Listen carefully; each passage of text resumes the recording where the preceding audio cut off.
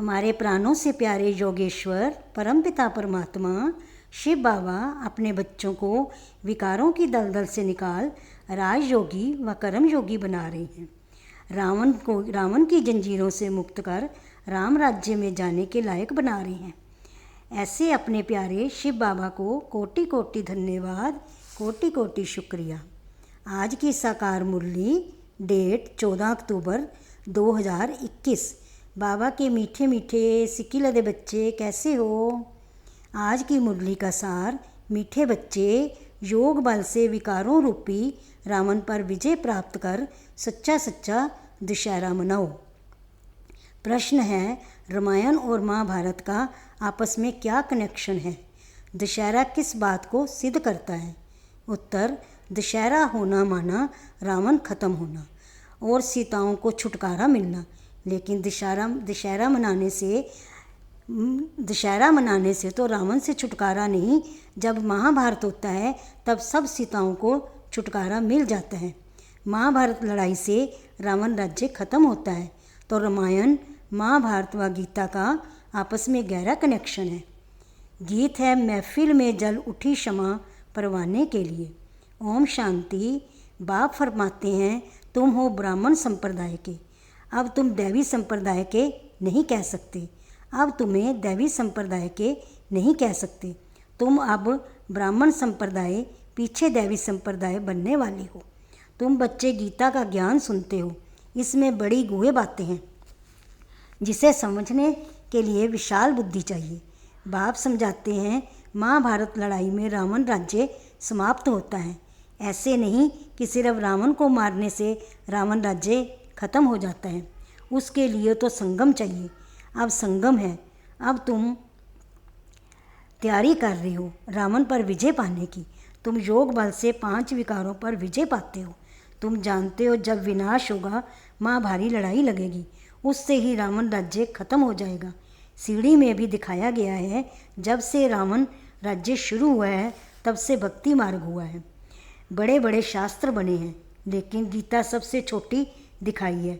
लेकिन गीता सब शास्त्रों में श्रोमणी है। बाप एक बात समझाते हैं, बच्चे मुझे याद करो तो तुम्हारे विकर्म विनाश हो जाएंगे। बाबा कहते हैं, गुप्त मंत्र है मन मना भाव। तुम्हारे योग बल से ही रावण राज्य का विनाश होना है। रावण राज्य कब शुरू हुआ ये भी नहीं जानते। 84 जन्मों की सीढ़ी में सब समझाया है।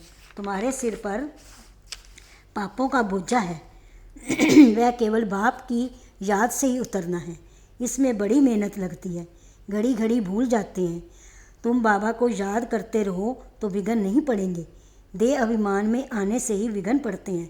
अब अलफ और बे को याद करना है। रामायण और महाभारत में क्या फ़र्क है? रामायण से राम राज्य की स्थापना होती है और महाभारत से रावण राज्य का विनाश। गीता सुनकर तुम विश्व के मालिक बनने लायक बनते हो।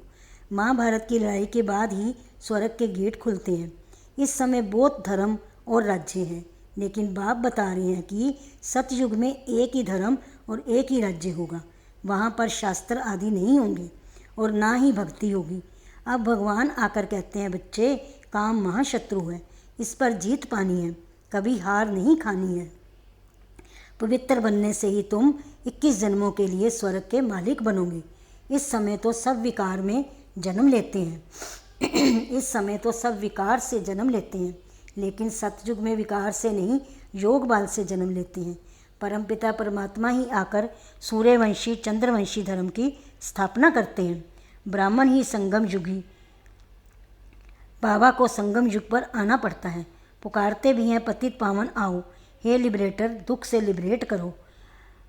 शिव बाबा हमें लक्ष्मी नारायण जैसा बनने के लिए पढ़ा रहे हैं। ये नशा इस बाबा को बहुत रहता था। इस बाबा को मतलब ब्रह्मा बाबा को। बच्चों को माया भुला देती है।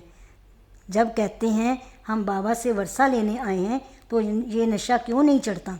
स्वीट होम, स्वीट राजधानी भूल जाती है। बाबा जानते हैं जो हड्डी हड्डी सर्विस करते हैं वही वहाँ जाकर राजकुमार और राजकुमारी बनेंगे। तुम सर्विस में पूरा तत्पर नहीं रहते हो। कभी तो सर्विस में उछल पड़ते हो, कभी ठंडे हो जाते हो। ये हर एक अपने से पूछो, ऐसा होता है ना? कभी कभी भूलें भी हो जाती हैं। इसीलिए बाबा समझाते हैं ज़ुबान बड़ी मीठी चाहिए, सबको राज़ी करना है। बाबा कितना प्यार का सागर है, सब बच्चों को प्यार से समझाते हैं, बच्चे काम कटारी नहीं चलाना, जो काम विकार को जीतेंगे वही पवित्र दुनिया के मालिक बनेंगे। अच्छा, मीठे मीठे सिक्की लदे बच्चों प्रति माता पिता बाप दादा का याद प्यार, गुड मॉर्निंग। रूहानी बाप की रूहानी बच्चों को नमस्ते। हम रूहानी बच्चों की रूहानी बाप दादा को नमस्ते। शुक्रिया बाबा, शुक्रिया। धारणा के लिए मुख्य सार नंबर 1, बाप समान प्यार का सागर बनना है, कभी भी आवेश में नहीं आना है, अपनी जुबान बड़ी मीठी रखनी है, सबको राज़ी करना है। नंबर 2, हड्डी हड्डी सर्विस करनी है, नशे में रहना है कि अब ये पुराना शरीर छोड़ जाकर प्रिंस प्रिंसेस बनेंगे। वरदान है सेवा की लगन द्वारा लौकिक को अलौकिक प्रवृत्ति में परिवर्तन करने वाले निरंतर सेवाधारी भव। सेवा की लगन द्वारा लौकिक को अलौकिक प्रवृत्ति में परिवर्तन करने वाले निरंतर सेवाधारी भव। इसका स्पष्टीकरण है, सेवाधारी का कर्तव्य है निरंतर सेवा में रहना, चाहे मनसा हो चाहे वाचा व कर्मणा सेवा हो। सेवाधारी कभी भी सेवा को अपने से अलग नहीं समझते। जिनकी बुद्धि में सदा सेवा की लगन रहती है, उनकी लौकिक प्रवृत्ति बदलकर ईश्वरीय प्रवृत्ति हो जाती है। सेवाधारी घर को घर नहीं समझते, लेकिन सेवा स्थान समझकर चलते हैं। सेवाधारी का मुख्य गुण है त्याग। त्याग वृत्ति वाले प्रवृत्ति में तपस्वी मूर्त होकर रहते हैं, जिससे सेवा स्वतः होती है। स्लोगन है, अपने संस्कारों को दिव्य बनाना है तो मन बुद्धि को बाप के आगे समर्पित कर दो। अपने संस्कारों को दिव्य बनाना है तो मन बुद्धि को बाप के आगे समर्पित कर दो। ओम शांति, ओम शांति। शुक्रिया बाबा, शुक्रिया, शुक्रिया बाबा। ओम शांति। आज की मुरली में से बाबा ने कहा है, बाप समान प्यार का सागर बनना है। ओम शांति।